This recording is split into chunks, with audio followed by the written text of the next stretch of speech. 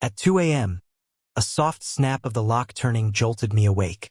My spouse had mentioned earlier that exhaustion had driven her to bed early. That's why the noise caught me off guard. I was dozing on the sofa, half lost in sleep when it happened. The door eased open with a faint groan. Then a hushed voice, hers, slipped through the darkness. "You won't catch on." My heart stopped cold. Another voice followed, male, low and deliberate. "Quietly, then let's move carefully." I froze, my thoughts racing to make sense of the impossible.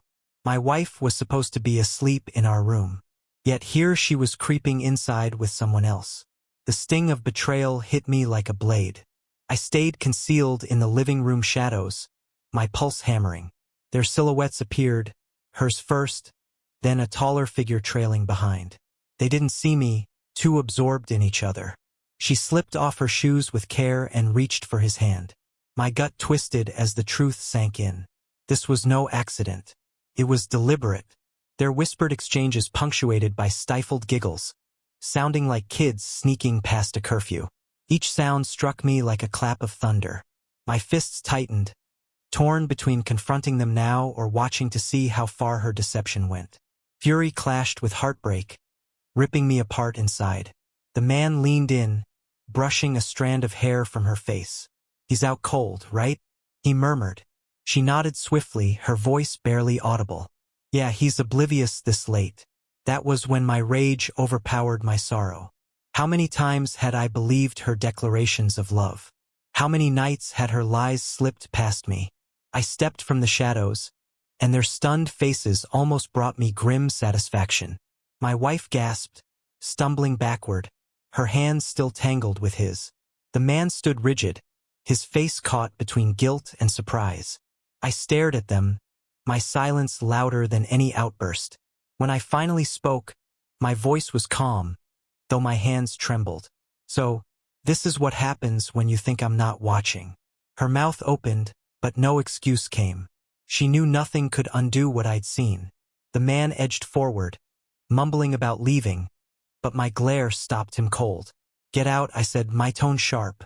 "You have no place here." He paused for a heartbeat before hurrying to the door, avoiding my eyes as he vanished into the night. The silence that followed was suffocating. My wife reached for me, her face drained of color, fear in her eyes. "Please let me explain," she pleaded. I shook my head, stepping back from her touch. "Explain what? That you'd been deceiving me? That you thought I was too blind to notice?" Each word fractured something inside me, but I refused to let her see me break. Tears streamed down her face as she begged, claiming it was a mistake, that she hadn't meant for this to happen. But her hushed words with him had already revealed the truth.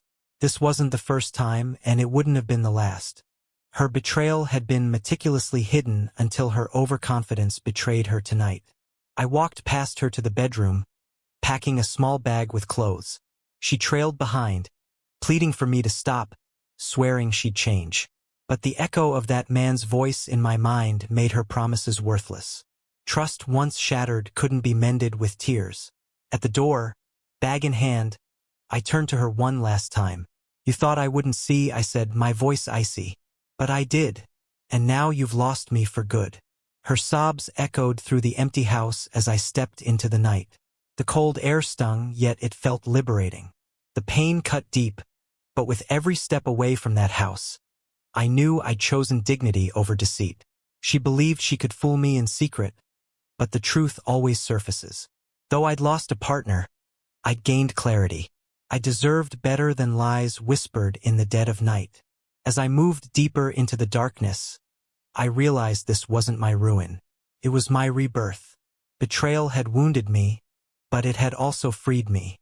Beyond the pain, a future awaited where I'd no longer be the man she thought was blind. I'd be the man who chose to rise above.